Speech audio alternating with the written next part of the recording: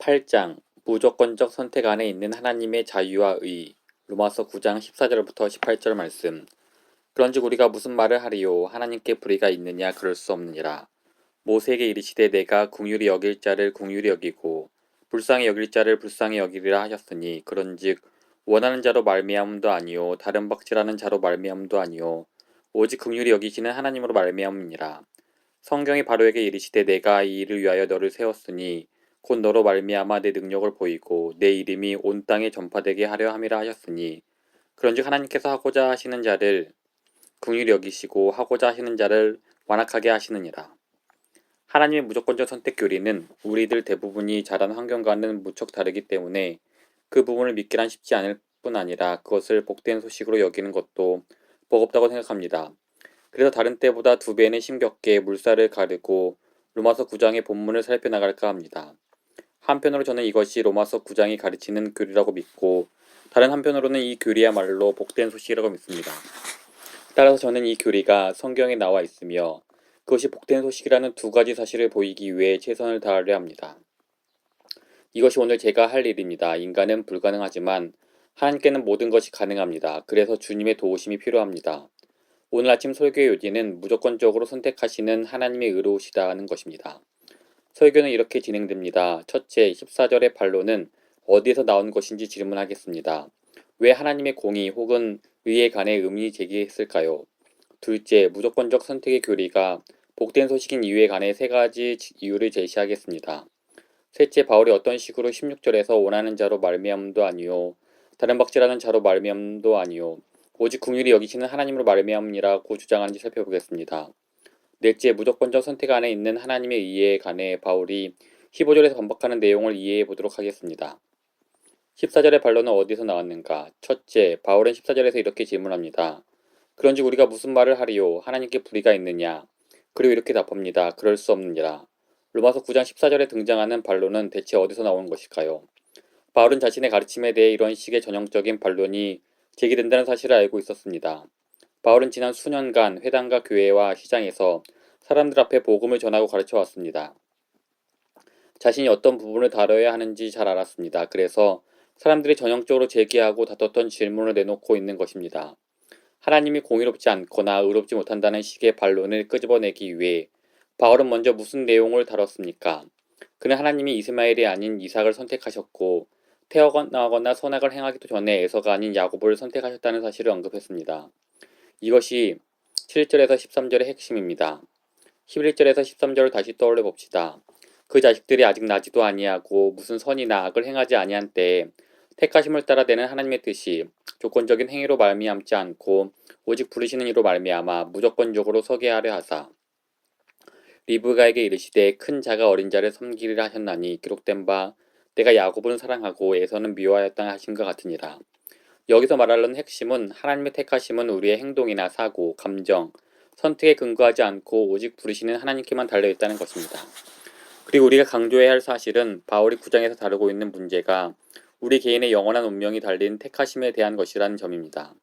즉 유대인과 이방인 각 개인에 대한 하나님의 선택에 관한 것이지 유대 민족의 전체와 이방인 전체에 대한 것이 아니며 이들의 영원한 운명에 관한 것이지 역사적 역할에 대한 부분이 아니라는 점을 강조해야 합니다. 왜냐하면 종종 그 사실이 무시되기 때문입니다. 여기서 바울이 씨름하는 문제가 3절에 나와 있습니다. 바울의 동족들 다수가 저주를 받아 그리스도께서 끊어졌다는 것입니다. 그 사실이 위기를 만들어냅니다. 이는 한 민족 전체의 역사적 역할이 아니라 바울이 해당마다 다니며 복음을 전할 때 이를 거부한 유대인 개개인의 운명입니다. 따라서 첫 번째 질문의 답은 이것입니다. 14절에 나오는 반론은 무조건적 선택, 즉 우리가 태어나지 않고 선악을 행하기 전에 하나님이 은혜로 구원할 사람을 선택하셨다는 바울의 가르침에서 제기된 것입니다. 우리가 영생을 얻도록 선택받은 것은 우리의 선택이나 행동에 근거를 둔 것이 아닙니다. 오직 하나님께 근거한 일입니다. 어떤 사람이 그리스도를 믿어 구원받게 될지, 또 어떤 사람이 그리스도를 거부하여 잃어버리게 될지는 최종적으로 하나님의 결정입니다. 그래서 바울의 가르침을 들은 사람들이 이에 반대하며 말했습니다. 우리한테는 아무 근거가 없고 하나님의 선택에만 근거를 두나니 하나님은 공의롭지 못하고 불의합니다. 누가 믿어서 구원을 받을지, 누가 거부해서 잃어버리게 될지를 하나님이 결정하는 것은 의롭지 못합니다. 그래서 바울이 14절에 언급한 반론이 제기되는 것입니다. 하나님께 불의가 있는 것이 아니냐, 공의롭지 못한 것이 아니냐. 바울은 대답합니다. 그럴 수 없느니라. 원하는 자를 무조건적으로 선택하시는 하나님께 불의란 없습니다. 무조건적 선택의 교리가 복된 소식이 되는 세 가지 이유. 둘째, 바울이 주장하는 일종의 교리에 해당하는 16절과 그에 대한 논증으로 나오는 15절을 살펴보기에 앞서 무조건적 선택의 교리가 복된 소식이 되는 세 가지 이유를 말씀드리려고 합니다. 이 교리가 복된 소식인 이유는 어떤 악한 불신자라도 복음을 듣고서 저는 너무 악해서 선택받을 수 없습니다. 참으로 오랜 세월 동안 심각한 죄를 지어왔습니다. 라고 말하지 못한다는 의미이기 때문입니다. 하나님의 선택은 우리가 얼마나 많은 죄를 지었는지 혹은 죄를 짓지 않았는지에 근거하지 않습니다. 선택은 우리의 행위나 생각이나 감정이나 선택에 기반을 두지 않습니다. 그러므로 이런 식으로 절망하는 이들에게 반응하는 가장 적절한 말은 이것입니다. 자신의 죄를 하나님의 수준으로까지 높이다니 당신은 스스로를 누구라고 생각합니까? 누구라고 생각하기에 절망 속에 뒹굴면서 자신의 제약된 의지를 마치 우주의 주권자인 것처럼 만들려 합니까? 마치 죄의 분량에 따라 선택받지 못하는 사람과 선택받은 사람이 정해져 있고 그것을 자기 스스로 선택할 수 있다는 듯이 말입니다. 결코 그럴 수 없습니다. 우리에게는 자기 자신이 하나님의 선택보다 우위에 있다고 선포할 권리나 힘이 없습니다. 오직 하나님만이 누구를 선택할지 결정하십니다. 그리고 하나님은 우리의 죄나 의에 기반을 두고 결정하지 않으시고 오직 그분의 심오한 뜻에 따라 결정하십니다. 그러니 자신의 죄 문제를 가지고 하나님을 무시해서는 안 됩니다. 죄가 아무리 많다 한들 그것이 우리가 선택받지 못하는 근거가 되지도 않습니다. 택하심은 오직 하나님의 목입니다. 그러니 회개하고 죄인을 위해 죽으신 예수 그리스도를 통해 하나님의 이름을 부르십시오. 그분이 이렇게 말씀하셨기 때문입니다. 누구든지 주의 이름을 부르는 자는 구원을 얻을 것이다. 자신이 너무나도 많은 죄를 지어 선택받을 가능성이 없다고 느끼며 절망하는 영혼의 무조건적인 선택은 이처럼 복된 소식입니다. 무조건적 선택의 교리가 복된 소식인 두 번째 이유는 구원의 모든 면에서 하나님의 영광스러운 은혜를 찬양하지 않을 수 없기 때문입니다. 구원에 있어 우리가 결정적인 원인이 되는 일은 과거에도 지금도 앞으로도 절대 없을 것입니다. 하나님은 우리가 자기를 자랑하지 않고 하나님을 자랑하도록 하시려고 그분의 뜻대로 자유롭게 우리를 택하셨습니다. 이것이 왜 복된 소식입니까? 우리는 찬양받는 일이 아닌 찬양하는 데에서 가장 큰 기쁨을 누리도록 만들어진 존재이기 때문입니다. 인류 타락 이후 우리가 물려받은 가장 깊은 죄악이자 특히나 지난 50년에 걸쳐 인간이 하나님을 찬양하기보다 스스로 찬양받는 데서 행복과 건강을 찾을 수 있다는 믿음이 노골적으로 만연해 왔습니다. 인간은 하나님을 영원히 찬양하는 데에서 정신적인 건강을 누릴 수 있습니다. 그것이 우리가 만들어진 이유며 바로 거기에서 가장 위대하고 깊고 오랜 기쁨을 발견할 수 있습니다. 스스로 높임받는 것이 아닌 하나님의 영광을 높이는 기쁨 속에서 자신을 잃을 때 우리는 진정한 자신을 찾습니다. 하나님의 자유롭고 주권적인 은혜 안에 하나님의 영광이 있습니다. 무조건적 선택은 바로 그 위대하고 행복한 결말을 위해 정해진 것입니다. 그러므로 복된 소식입니다. 무조건적 선택의 교리가 복된 소식인 또 다른 이유가 있습니다. 우리가 믿음을 통해 은혜로 하나님의 사랑을 받고 제사함을 받고 의롭다함을 얻으며 용납받았다는 사실을 알게 될 때 선택의 교리는 우리 구원의 뿌리, 하나님의 약속이라는 뿌리가 얄팍하지 않고 영원의 목적에까지 깊이 뿌리박고 있음을 보장하기 때문입니다.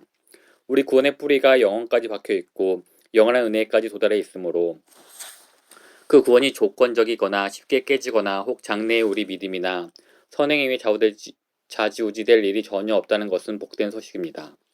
무조건적 선택이 복된 소식이 되는 여러 다른 이유가 있지만 오늘 시간상 여기까지 보겠습니다.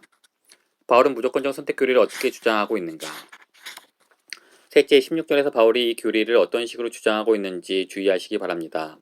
그런즉 원하는 자로 말미암음도 아니요 다른 박제라는 자로 말미암음도 아니요 오직 긍휼히 여기시는 하나님으로 말미암음이라. 무엇으로 말미암지 않는다고요? 원하는 자로 말미암음도 아니요 다름질하는 자로 말미암음도 아니요. 이것은 바울이 11절부터 다뤘던 문제입니다. 하나님의 선택은 인간의 의지나 노력에 달려있지 않습니다. 11절은 그 목적이 택하심을 따라 내는 하나님의 뜻이라고 분명히 말합니다. 오늘 본문을 보면 하나님의 택하심에 달린 무조건성을 강조하는 것이 핵심입니다. 그리고 원함과 행위와 연관된 단어, 원하는 자, 다른 박제라는 자를 사용해서 그 무조건성을 강조하고 있습니다. 이것이 중요한 이유는 사람들이 자주 논쟁거리를 삼는 인간의 의지를 다루기 때문입니다. 바울은 인간의 의지가 최종적으로 선택을 좌우할 수 없음을 분명하게 말하고 있습니다. 하나님이 결정하십니다. 오직 하나님이 하시는 일입니다. 우리가 믿거나 사랑을 행하기 이전에 하나님은 자기 백성을 정하십니다. 그것이 16절의 핵심이며 바울이 11절에서 14절에 가르쳤던 내용을 다시 주장하는 것입니다. 무조건적 선택에 따른 하나님의 의에 대한 15절의 논증. 마지막으로 무조건적 선택에 따른 하나님의 의에 대한 바울은 15절에서 어떻게 논증하고 있습니까? 바울은 하나님께 불의함이 없다고 말했습니다. 이것이 14절의 핵심입니다. 이후 15절에서는 그렇게 말한 이유와 근거와 기반이 무엇인지 보여주기 위해 핵심 단어인 왜냐하면으로 시작합니다. 왜냐하면 하나님이 모세에게 이르시되 내가 궁휼히 여길 자를 궁휼히 여기고 불쌍히 여길 자를 불쌍히 여기리라 하셨으니, 무조건적 선택에서 하나님의 의로우심을 주장하는 아주 특이한 논증이 나옵니다. 바울은 이렇게 말합니다. 그렇지 않다.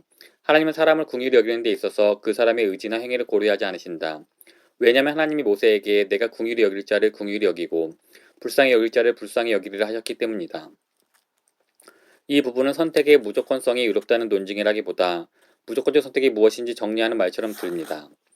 저는 1979년 초에 로마서 9장의 이 말씀을 읽다가 베델 대학에서 성경을 가르치는 것을 쉬고 9개월간 안식년을 가지면서 바울의 논점을 연구하기로 결정했습니다.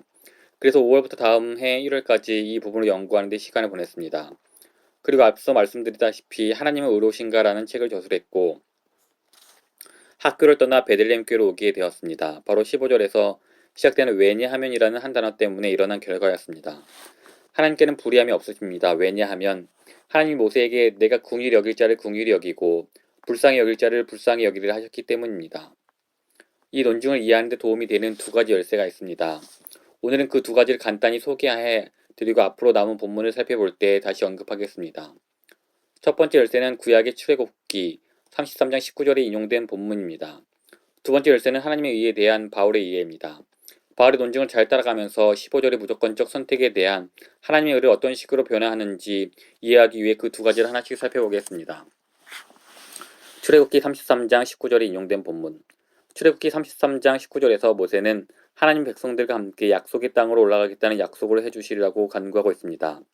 그 앞 18절에서는 모세가 하나님의 영광을 보게 해달라고 간청하고 있고, 이후에 로마서 9장 15절에서 바울이 인용한 말씀이 나옵니다.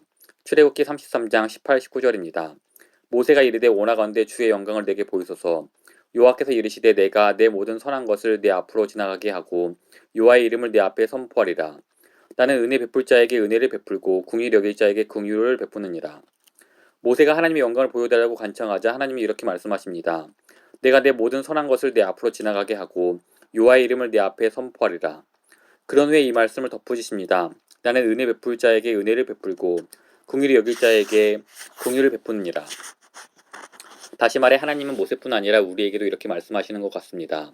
나의 영광은 내 이름 야훼 안에 드러나 있으며 내 이름은 내가 은혜 베풀 자에게 은혜를 베푸는 자유 안에 드러나 있다. 이것이 바로 스스로 있는 자이다. 이것이 나의 이름이다.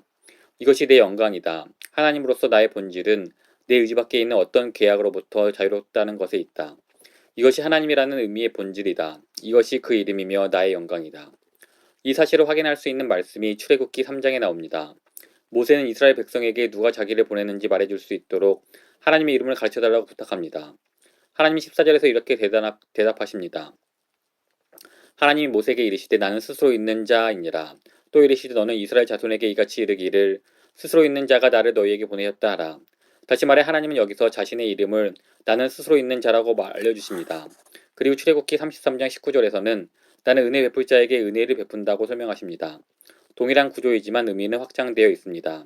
하나님의 영광의 본질인 그 이름을 보면 하나님은 절대적이시며 그분 외에 어떠한 원인이나 한계에 의해서도 제약받지 않으심을 말합니다. 그분은 스스로 계신 자입니다. 33절에서는 그 의미가 확장되어 하나님의 본질인 그분의 이름은 은혜 베풀 자에게 은혜를 베푸는 자라고 말씀하십니다. 즉 나는 스스로 존재하는 자이며 절대적 결정자다. 나는 나 외에 다른 어떤 원인이나 제약에 구애받지 않고 자유롭게 존재한다. 그리고 나는 값없이 은혜를 베푼다. 은혜를 베풀기로 결정하는 데 있어서 내 의지를 넘어선 원인이나 한계나 제약은 존재하지 않는다. 그것이 하나님이 된다는 의미다. 그것이 내 이름이며 내 영광의 본질이라는 것입니다. 하나님의 의가 지닌 의미. 출애굽기 33장 19절을 인용한 로마서 9장 15절을 이해하는 첫 번째 열쇠를 살펴보았습니다. 이제는 그 두 번째 열쇠인 하나님의 의를 보도록 하겠습니다. 바울이 하나님께 불의가 있느냐라고 말할 때 그가 의미한 하나님의 의란 무엇일까요? 오늘은 제한된 시간 때문에 이에 대한 결론만 제시하고 나중에 다시 그에 대한 근거를 제시하겠습니다. 하나님의 의는 본질적으로 하나님의 이름과 영광에 대한 확고한 헌신입니다. 하나님은 그 이름의 영광을 지키고 나타내실 만큼 의로우십니다. 하나님이 가장 가치 있는 것을 최고로 가치 있게 여기실 때 그분은 의로우시며 여기서 가장 가치 있는 것은 그분의 영광입니다. 그러므로 하나님의 공의와 의는 근본적으로 하나님의 이름과 영광을 높이고 드러나는 데 있습니다. 만약 하나님이 그분의 영광을 무한히 가치 있는 것을 높이고 드러내지 않으신다면 그분은 불의하게 됩니다. 지금까지 로마서 9장 15절의 논증을 이해하기 위한 두 가지 열쇠를 살펴보았습니다. 바울은 하나님이 무조건적으로 선택하실 때에 아무런 불의가 없다고 논증합니다. 왜일까요? 두 가지 열쇠를 보면 그에 대한 답은 이것입니다. 하나님의 영광의 본질인 하나님의 이름은 궁일이 여길 자에게 긍휼을 베푸시는 절대적인 자유에 있기 때문입니다. 그것이 스스로 계신 자입니다. 그리고 그 영광을 높이고 드러내려는 확고한 헌신이 그분의 의입니다. 그러므로 하나님이 의로우시기 위해서는 반드시 그 자유를 높이고 드러내셔야 합니다. 한 번 더 반복하겠습니다. 하나님의 의는 그분의 이름과 영광을 지키시려는 확고한 헌신에 있습니다. 그리고 그 이름과 영광은 긍휼을 베푸는 궁극적 자유에 있으므로 그분이 의로우시려면 반드시 택하심의 은혜를 베풀 대상을 그들이 태어나고 선악을 행하기 전에 선택하셔야 합니다. 그러므로 무조건적 선택의 교리는 성립되며 하나님의 의도 여기에 있습니다. 이것이 어떻게 복된 소식이 되는가에 대해 잠시 다시 정리하겠습니다. 1. 지금까지 우리가 지었던 죄의 분량 때문에 하나님의 선택을 받지 못하는 일은 없습니다. 하나님은 과거에도 현재에도 미래에도 늘 자유로우십니다. 우리가 과거에 지은 죄의 기록은 우리가 선택받는 데에 아무런 방해가 된 적이 없었고 지금도 그렇습니다. 2. 우리의 구원에 있어 영광을 받을 대상은 우리가 아니라 하나님이십니다. 그분의 선택 덕분에 구원받은 것입니다. 나 자신이 아니라 하나님과 그분의 은혜 속에서 기쁨을 찾으십시오. 믿음을 통해 그리스도 안에서 안식을 누리십시오. 그리고 우리의 구원을 보장하는 근원은 하나님의 영원한 은혜라는 깊은 뿔에 있음을 알고 영광을 돌리십시오. 아멘.